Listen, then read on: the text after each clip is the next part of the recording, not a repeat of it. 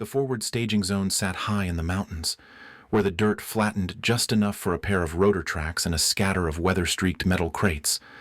Early light pushed weakly through a ceiling of mist, dusting the surrounding ridgeline in pale silver. It was quiet, except for the occasional shift of boots on gravel and the muted clatter of equipment being prepped.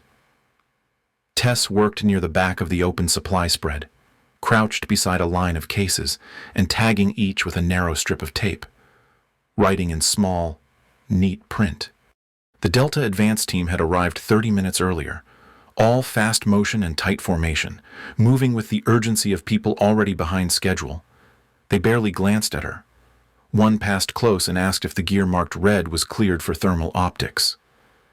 She nodded without looking up. He didn't wait for more. Most of them didn't speak to her. That wasn't new. Tess was used to working in silence, in roles that were needed but not noticed. She didn't move with the same tension in her shoulders, didn't project the same coiled aggression. That made her invisible to them.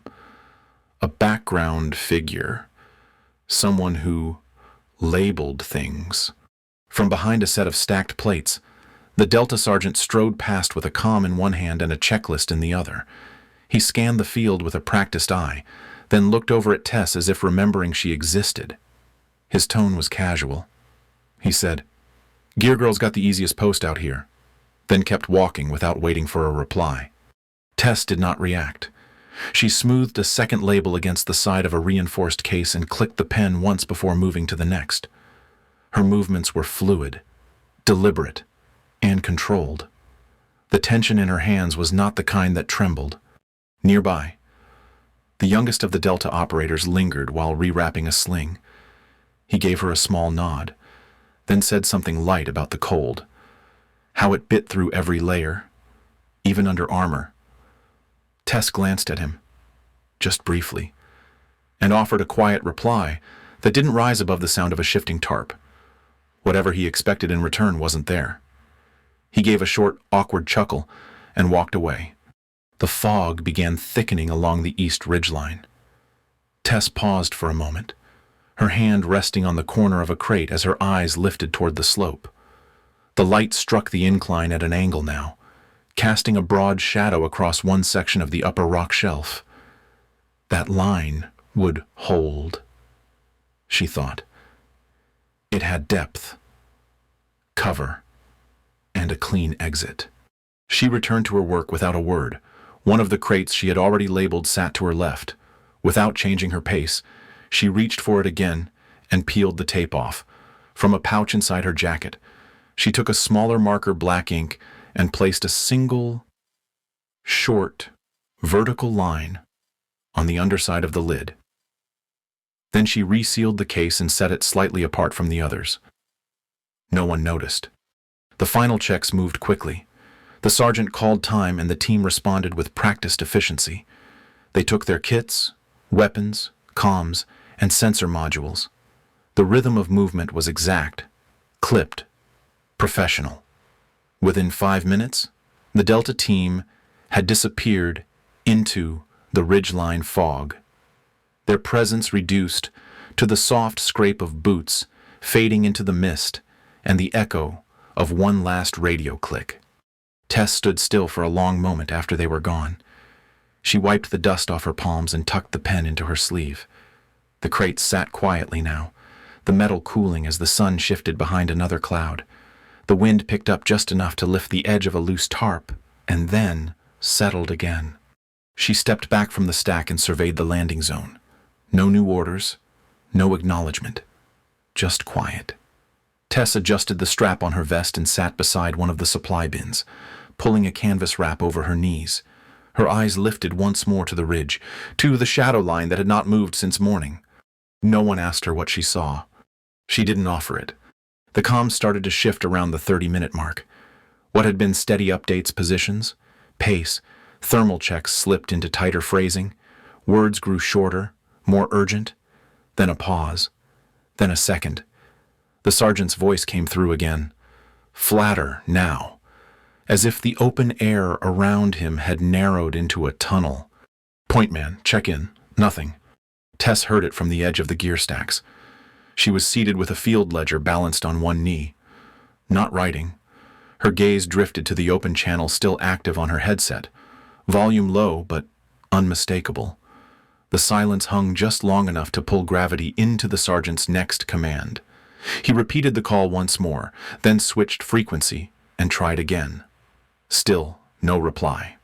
Another voice, farther off, filtered through static, got partial movement in the brush. No ID. The sergeant came back, clipped. Say again. Could be our guy. Could be nothing. The next pause was longer. Tess let her hand drop from the ledger. She didn't move yet. Outside, the wind stirred the tarps along the outer crates. A few of the lighter gear tags fluttered. Drones blocked, came another voice, higher register, shadows holding on the slope. The sergeant gave it 4 more seconds, maybe 5, then exhaled audibly into the mic. This is a full compromise. Break off east. Begin fallback pattern 1. From where Tess sat, the call wasn't dramatic. There was no echo to it. No panic. Just an edge steel that had started to thin. She stood without urgency. Her boots were silent on the gravel as she crossed to the far stack. From behind the 3rd row of crates, she reached for the box she had marked hours earlier. The one no one had questioned. The lid opened with the weight of its own hinges. Inside, beneath a folded cloth wrap and compressed foam cutout, rested the rifle. She removed it gently, her fingers tracing along the suppressed barrel, checking that each part sat flush, undisturbed. A pair of gloves was clipped beside it. She pulled them free and stepped out of sight. The wind had changed slightly. She lifted a hand to check for pressure drift, then adjusted the sling across her shoulder. Her movements were practiced and calm, nothing wasteful. The latch on her belt pack clicked shut. She shifted the strap of her harness so the metal fasteners wouldn't catch light. At the edge of the zone, the rocks opened into a slope that ran counter to where the Delta team had entered. It was a longer approach but had cleaner lines. Tess stepped into the terrain without sound. Dirt gave beneath her heel, and dry moss cushioned her descent until she found the switchback she'd memorized earlier. The comms were still active, voices layered with tension now, volume rising, then cutting off mid-word. She didn't answer them. No one called for her. They didn't know to. A narrow strip of brush marked the lowest access point into the eastern rise. Tess dropped to a knee and moved with controlled slowness, shoulders flat, breath even. Her gloves touched down in the dirt, picking up granules that darkened as sweat pressed into them. She slid between 2 broken stumps, staying low. The mist along the ridge had thickened, but it clung mostly to the upper breaks. Below, she kept her eyes forward, counting natural markers. She passed a wedge-shaped stone near a bent branch. Just ahead, a natural ledge offered view lines down into the basin. Tess did not rush. She adjusted her footing by inches, using one gloved hand to steady her approach as she found cover just shy of the crest. The rifle came off her shoulder in a single motion. She laid it across a smooth stretch of rock, tilted slightly off axis to account for drift. Behind her, the camp fell away. The wind pushed at the collar of her jacket, then stilled again. She reached up and drew the glove tighter over her right hand. The first clean break in rhythm came through the radio as one of the Delta operators shouted, "Movement, 10 o'clock." The response came overlapped, uncertain, a voice breaking mid-direction. "I got weight." Then silence again. Tess's finger rested lightly outside the trigger guard. Her breathing was level. She leaned into the rifle and let the scope settle. To her left, the ridgeline climbed. To her right, it fell away into shadows that had not moved since sunrise. Across that distance, shapes shifted between the rock breaks. Tess did not flinch. She waited, observed. Then she moved, not with speed, but purpose. One line of motion from shoulder to scope, one half breath. The enemy hadn't yet cleared the outcrop, but the angle was already closing. Tess exhaled fully and made her adjustment. She did not announce herself. She did not ask permission. Below, the fallback path was quiet, but not for long. The shape in the distance rose half a step into view. That was enough. Tess fired once. The sound vanished into the rocks.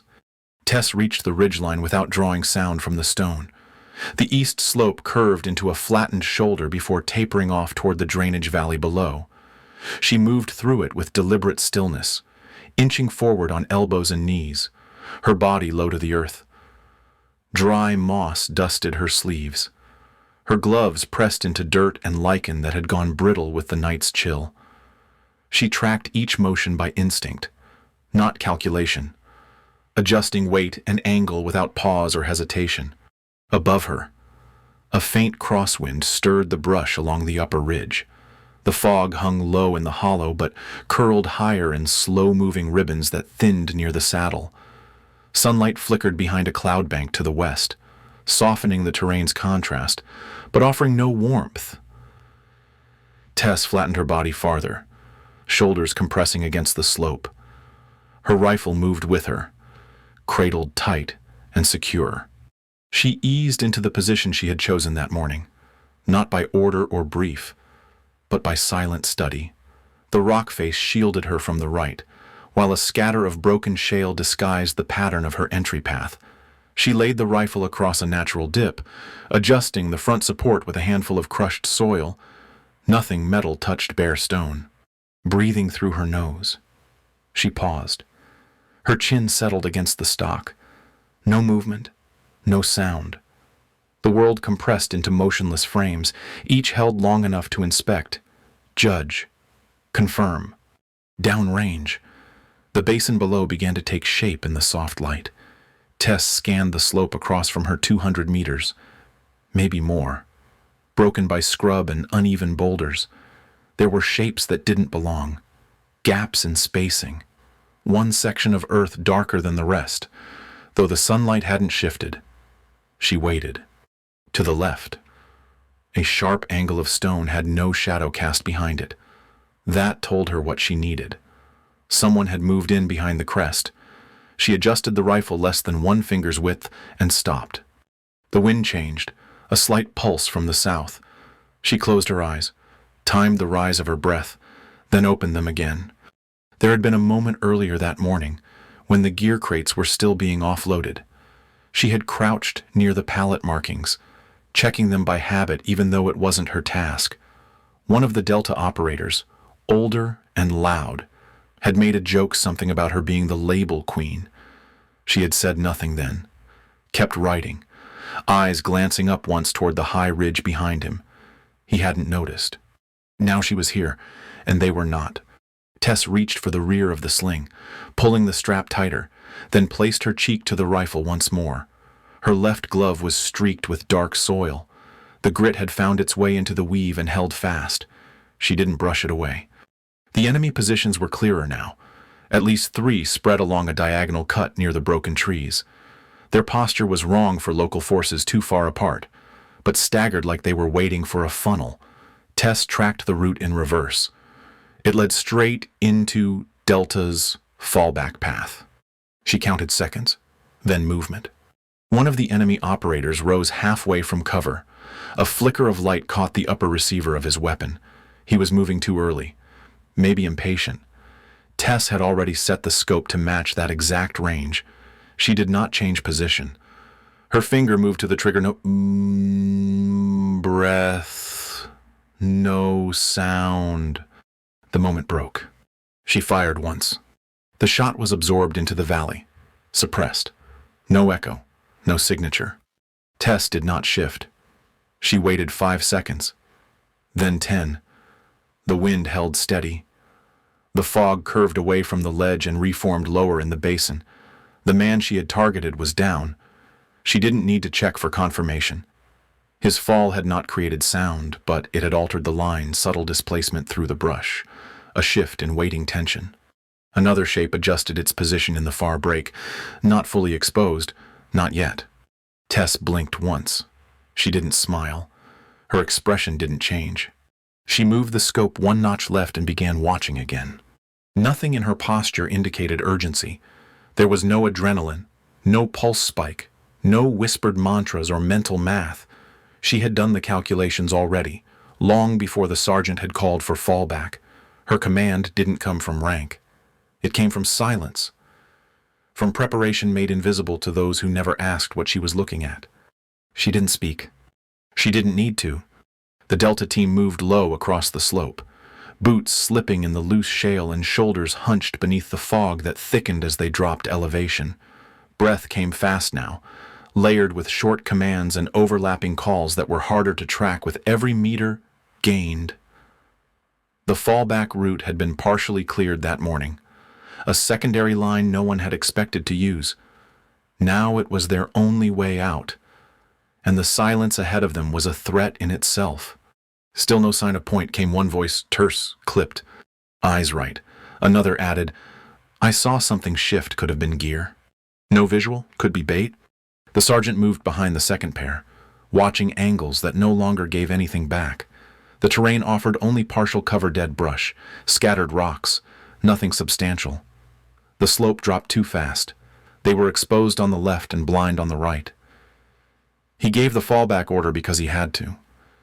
Now he was calculating how many they'd lose before reaching the tree line. Then the first shot cracked through the mist. It didn't echo. It didn't shatter the air. It arrived more like punctuation, firm, precise, and final. One of the operators flinched sideways, then realized it wasn't meant for him. 30 meters ahead, an enemy figure collapsed between two scrub trees. No sign of what hit him. Just gone. Silence followed. No gunfire. No impact trail. The sergeant raised his hand to hold the line. The second shot came 3 seconds later. Another threat dropped. This one even closer to their projected path. That's when the nearest operator turned toward the sergeant and said, "That's not ours." The sergeant stared back. No friendly units on this ridge. Still dropped 2 of them, maybe 3. They were all crouched now, backs to the ridge, listening for more. Nothing came. The sergeant looked up toward the high ridgeline. The fog was thicker there, shifting slowly with the breeze, hiding the upper stone in motionless waves. He felt a pressure settle into his chest. Not fear, not quite, but recognition. His voice was low. "It's Tess." The name didn't register immediately.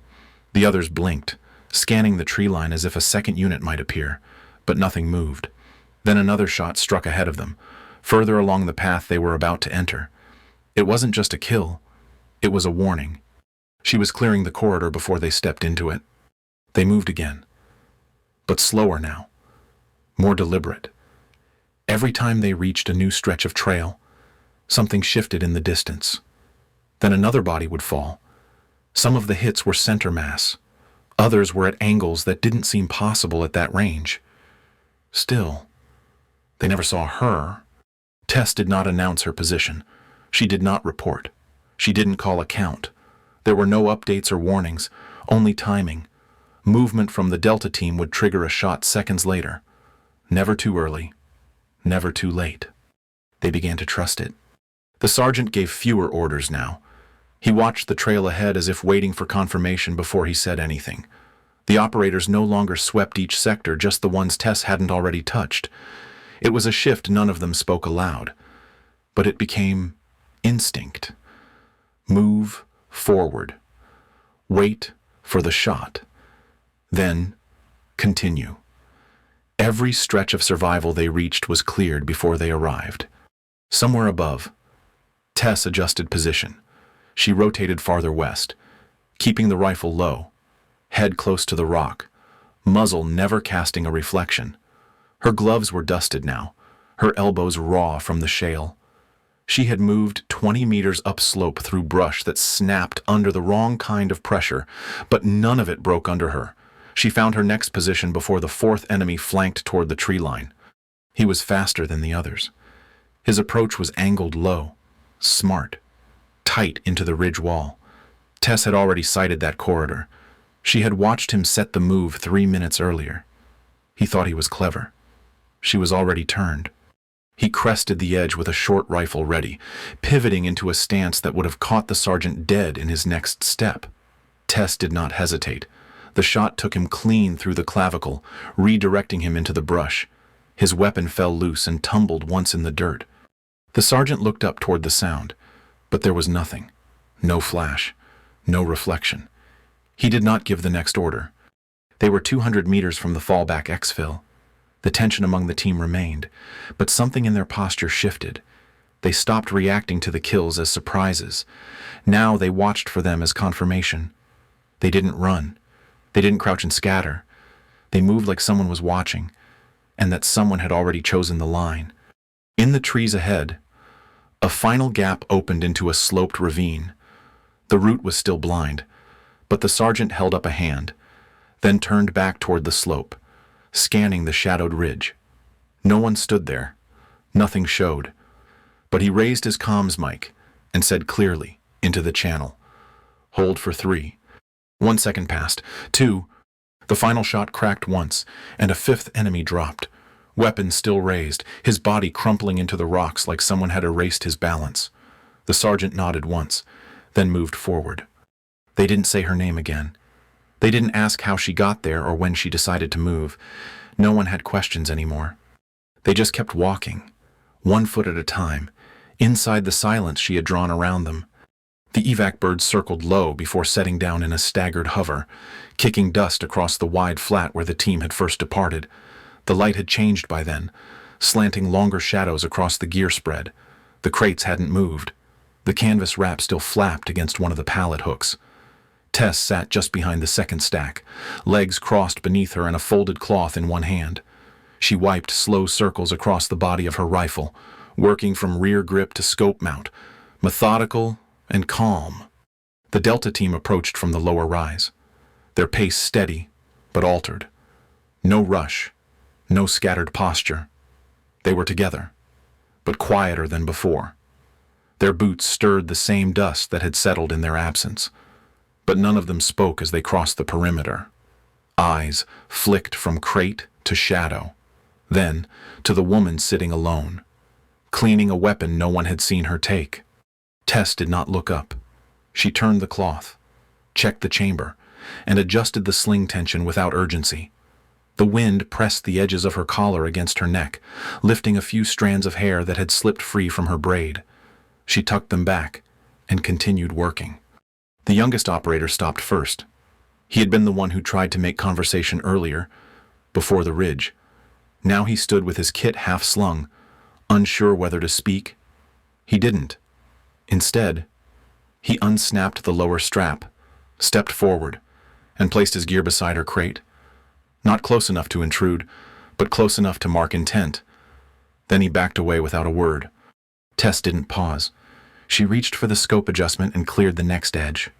The sergeant came last. He moved slower than the others, not from injury, but from something else. Awareness. His expression was harder to read now, but there was no leftover tension in his steps. He passed Tess without slowing, then stopped 4 paces, past her position. He turned and glanced back, eyes tracking the slope above her head. He said 1 word into his mic, not loud, not private either. "Thanks." Tess didn't answer. She didn't nod. She flipped a small log pad open against her knee and clicked a pen once. The sound was quiet but final. She wrote the date. Underneath it, she logged the remaining crate numbers, line by line. Loadout recovered, 17 accounted, support gear stable, the page filled with steady handwriting.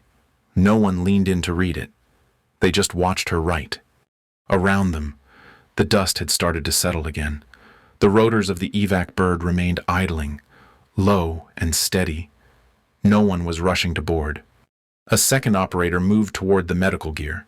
He stopped halfway, looked at Tess, then redirected around the crate stack. Another drifted toward the outer zone, scanning nothing in particular. A third walked up, nodded once in her direction, and kept moving. It wasn't ceremony. None of it carried weight beyond what it meant to them individually. No jokes came this time. No side remarks. The light tension that had once separated her from the team had vanished. In its place was a new quiet, one that acknowledged something they didn't yet know how to say aloud. It wasn't about rank or assignment anymore. It was about gravity. Tess closed the log pad, tucking the pen into its loop. She set it beside her and pulled the rifle wrap back over the sling. The dirt along her sleeves had darkened with sweat and grit, but she didn't brush it away. She wiped her palms clean and reset the rifle's latch. The sergeant glanced toward the flight officer, then gave a simple nod to his team. The others began drifting toward the bird, one or two at a time. Still quiet. Tess remained seated. No one called her forward. No one asked if she was coming. She would board when she was ready. No one doubted that now. Behind her, the sun slipped further behind the slope, casting the gear stack in longer shadows. The soft thrum of the rotors kept time with the stillness. Tess looked down once more, adjusted the wrap a final time, and set the rifle down across her legs. The last thing she touched was the tag marker resting inside the outer pouch. She checked its ink, capped it, and replaced it with care. They had all walked into that ridge with assumptions. They would not carry them back out. Recognition didn't need to be named. Not here. Not by them. It lived in the silence they now left her. The same silence she had used to hold the line. The debrief room was quiet in a way that didn't invite conversation. Bright fluorescent panels washed the walls in a pale, uneven glow. The table surface was steel, cold to the touch, with nothing on it but a recorder and 2 clipped notepads. Ventilation hummed from somewhere overhead, and the room carried the low antiseptic smell of too many washed floors and too few open windows. The sergeant sat upright in a chair without armrests, boots squared beneath him, posture tight, but not defensive. 2 officers sat across from him, each reviewing notes as they read through the mission log. Their voices stayed level, clinical. They didn't ask why the fallback was ordered or if the team had hesitated. They only wanted the structure filled in timestamps. Unit positions, number of visible hostiles, terrain masking, comm disruptions. Every answer he gave was clean, direct, and unembellished. Then one of the officers looked up and asked, "Who provided the overwatch that cleared your fallback corridor?" There was a pause. The sergeant did not blink. He did not lean back or shift his posture. He let the silence stretch a beat longer than expected, then answered, "One of ours." The officer tilted his head slightly, as if waiting for more, but the sergeant offered nothing else. There was no name, no detail. The moment passed. The notes continued without further mention of it. Elsewhere, behind a locked door in the southeast row of enlisted quarters, Tess stood in front of a metal cabinet bolted to the wall. The cot beside her was folded with precision. Her desk was clean, and the gear beneath it had been repacked.